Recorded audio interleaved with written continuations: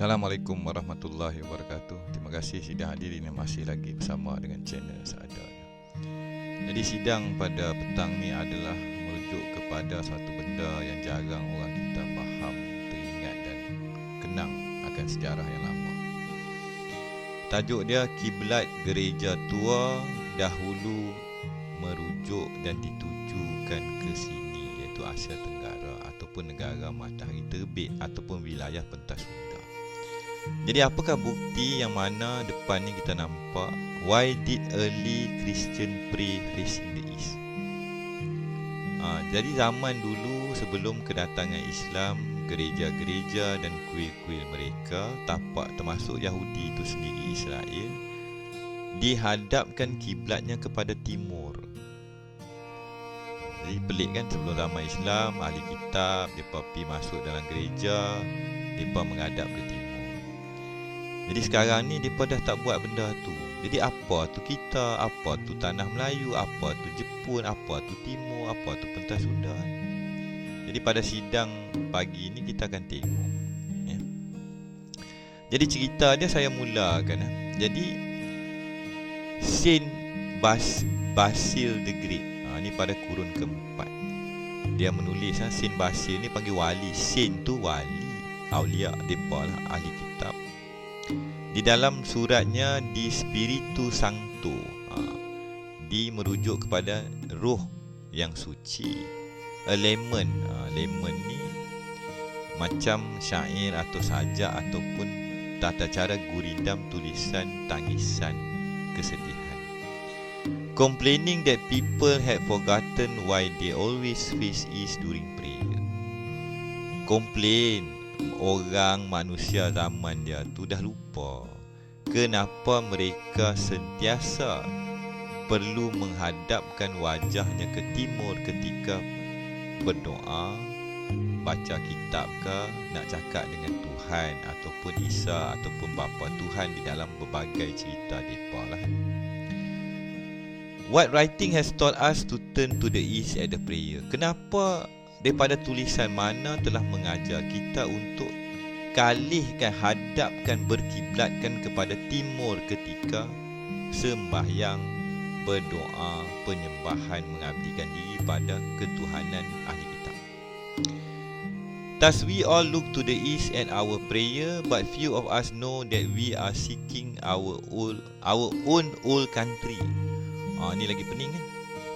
Kerana ketika kita semua berdoa dan memandang kepada timur, kita merujuk kepada our own old country, negara kita yang tua, ingatan kepada syurga, paradise, yang mana Allah atau Tuhan itu telah menanam, meletakkan Eden in the east. Eden in the east iaitu tapak Adam lah, tapak manusia pertama yang turun, ada pintu langit yang kembali kepada satu konsep tangga-tangga ke langit. Ada dalam kitab Taurat, Zabur, Injil dan segala kitab tok nenek depa lah zaman dulu kan. Jadi God planted in Eden in the east. Maksud dia, ni bahasa dia agak kasar tapi dalam kajian tak salah. Kiblat depa zaman dulu sebelum Islam adalah di timur. Ini depa sendiri kata timur tu Asia Tenggara kot. Kalau kita fokus Asia Tenggara, kita tengok apa bukti merujuk kepada Asia Tenggara di dalam kosmologi ketuhanan dan agama manusia di muka bumi. Ini pelik kan? Kita duk kali sana kali sini, akhirnya kena dekat East in the Eden. Jadi buku East in the Eden ni Oppenheimer dah tulis. Dia ni, saya tak silap saya, dekat USM kot. Salah seorang profesor keluarga Oppenheimer. Mungkin abang dia, keluarga dia yang buat bom atom, Oppenheimer. Jadi simbolisme Asia. Jadi simbolisme Asia Tenggara merujuk kepada Asia adalah was a symbolic direction, perlambangan kiblat yang perlu diarahkan. And many church father, bapa-bapa pengasas gereja, menyuruh dia people, umat dia ke pengikut mereka untuk to orient themselves before praying. Maksud dia, jasad, wajah dan pandangan dan daya dan segala instrumen deria dihadapkan ke menghala ke timur. Sebelum minta doa, sebelum baca doa, sebelum buat apa-apa cerita ketuhanan. During the first few century of Christianity, beberapa kurun awal agama Kristian, a custom began among various Christian as of always facing the east when praying. Ini adalah awal cerita agama Kristian. Apa bukti dia? This is found throughout the writing of the early church. Mana gereja yang awal? Awalnya ada gereja. Such as the Didascalia Apostolorum yang dikarang pada 200 dan 250 Masihi. Jadi kenapa benda ni jadi macam ni? Tulisan ada, bukti ada, adat ada. Kerana ketika awal Nabi Isa Al-Masih berjalan, dia tak ada rumah, dia tak ada gereja. Bila dah ramai pengikut, mereka kumpul. Bila tempat mereka kumpul tu jadilah tempat ibadat. Umat Kristian ataupun pengikut aliran Isa berkumpul dan kemudian menghadapkan wajah mereka ke timur untuk menghadap Yang Maha Esa. For it is required that you pray toward the east, as knowing that which is written, give ye glory to God who ride upon the heaven of heaven toward the east. Maksudnya, agungkanlah Tuhan Raja yang naik ataupun berlayar ataupun ada gelombang dia di dalam upon syurga ataupun syurga yang menuju atau adalah di arah timur tadi. Asia kot. Asia mana? Asia Barat ke Asia Tenggara ke timur. Jadi wujud satu perlambangan di dalam kita mengkaji kembali aliran-aliran agama.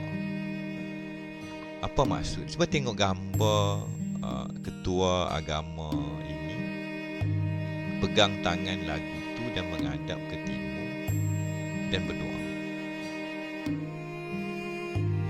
Seolah-olah bentuknya sama macam tata cara pentas Sunda.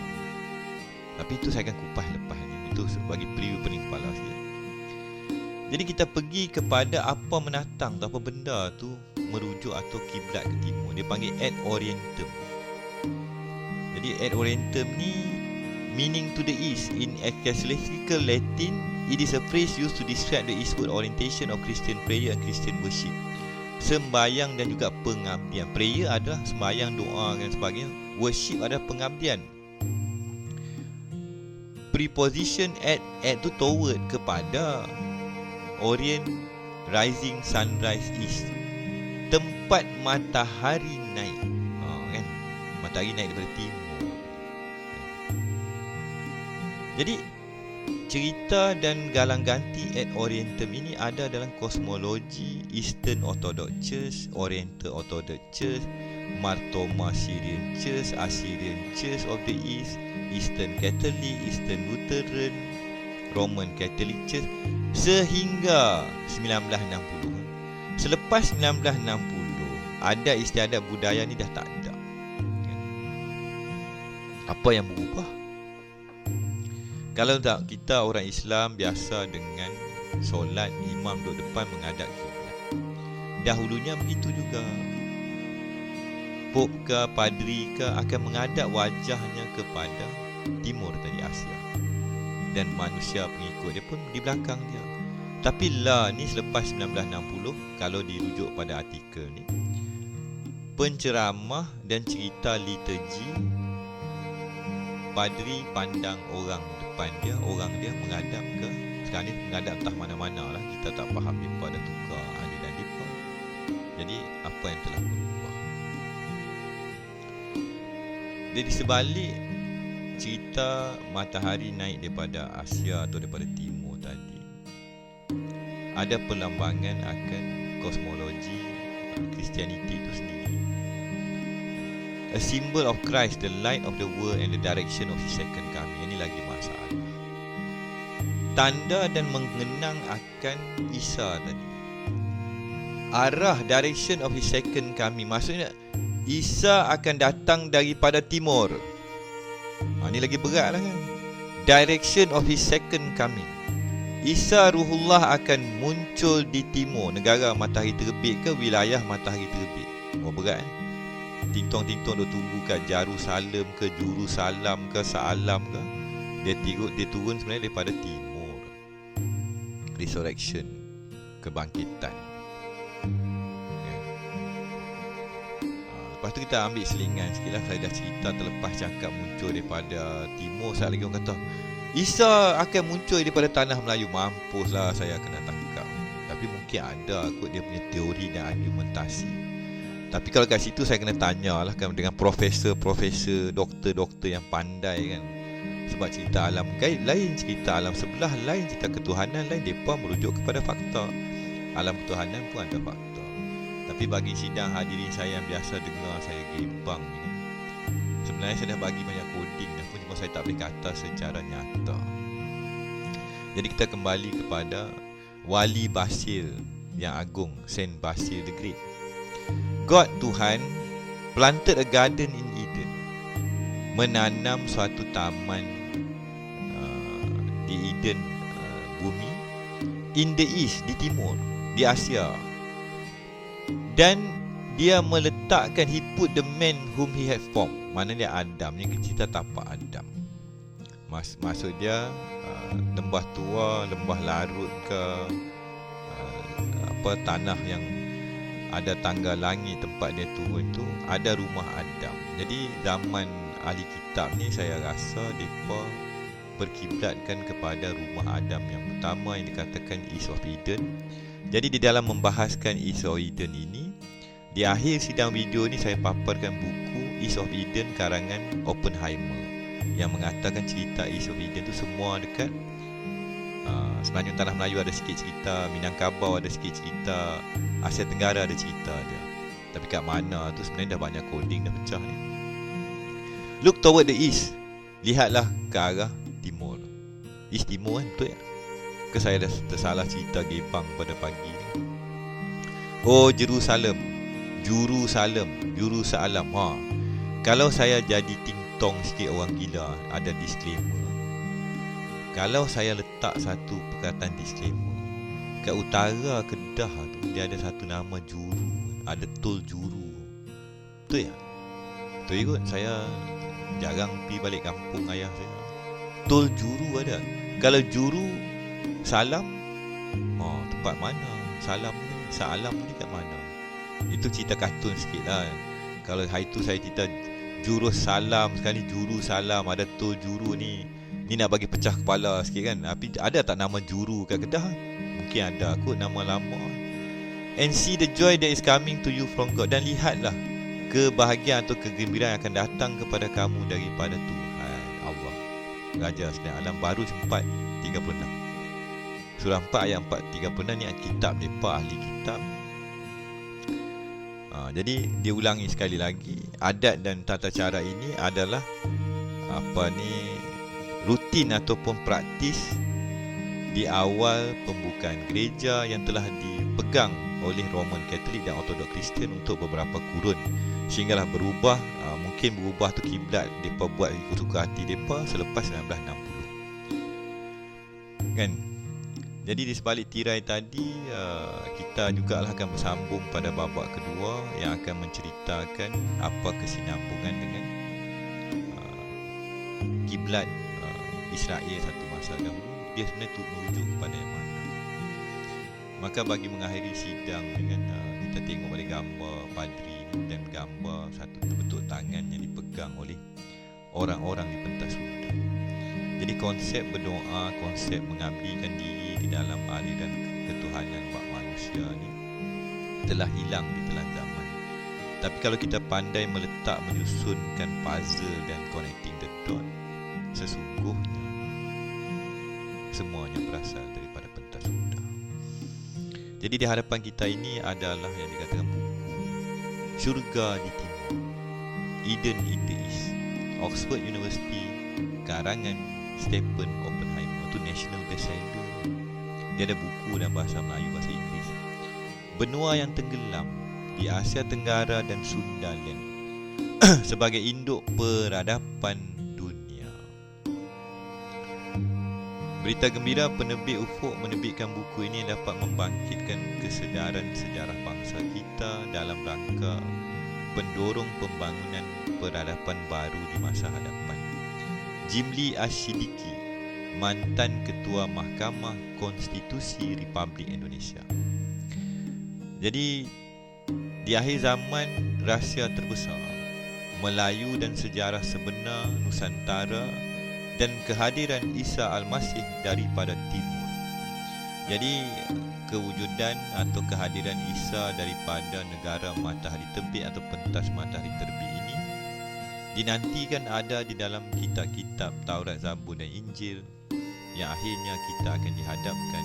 Tapi berita gembira dia apa dia? Berita gembira dia akan turun petah ni lah kan. Maksudnya Isa Al-Masih akan turun atau muncul di Asia Tenggara. Kita lah orang pertama akan jumpa dia. Tapi kat mana adakah kita kena pergi naik kereta pagi ni? Alamak, Allahu Akbar, saya kena naik kereta. Tak tahu saya pergi Pelada tu Juru. Saya akan beli rumah kawasan Juru kat Kedah. Mungkin dia muncul kat Kedah kan. Itu cerita lawak jenaka sikit lah kan. Jadi insyaAllah kita akan bersambung pada babak berikutnya. Rahsia Rahsia 3 aliran dan rahsia timur. Bagaimana hendak kita melihat cerita yang bakal meletup di hujung sebuah akhirul zaman. Jadi cerita ni bila kita ting-tong, akhirnya ianya pasti menjadi benar. Tapi di sebalik semua cerita dan tulisan ini, pastinya ada kebenaran yang bakal muncul. Maka apa nak jadi pun di akhir kalam saya pada hari ini, tetaplah ianya akan terbalik dengan yang saya katakan pentas Kedah tua. Dan kita akan berbalah. Indonesia akan klaim macam ni, kita klaim macam ni. Dulu satu gelanggang yang sama. Tetapi akhirnya tetaplah Baitullah yang asal. Ini minta maaf aliran agama, saya dah terlepas cakap. Rumah ibadat pertama oleh ayahanda pertama. Takkan Adam tak ibadat kot. Jadi rumah ibadat daripada galang ganti bahasa tadi merujuklah kepada rumah yang pertama-tama ada di muka bumi yang ayahanda kita, moyang kita yang pertama duduk berhubung langsung dengan Yang Maha Esa. Dan dikatakan rumah itu di timur. Daripada mana-mana aliran ianya di timur. Kita ni orang timur, orang Asia. Jadi semoga saya pun doa panjang-panjang dengan Raja saya, Tuhan saya kan. Manalah tahu kalau Allah bagi izin, orang Kedah kata saya pergi kat Juru ke, pergi kat Perak ke, pergi kat tengah laut pantai timur kan, saya dapat jumpa rumah moyang saya yang pertama, Adam.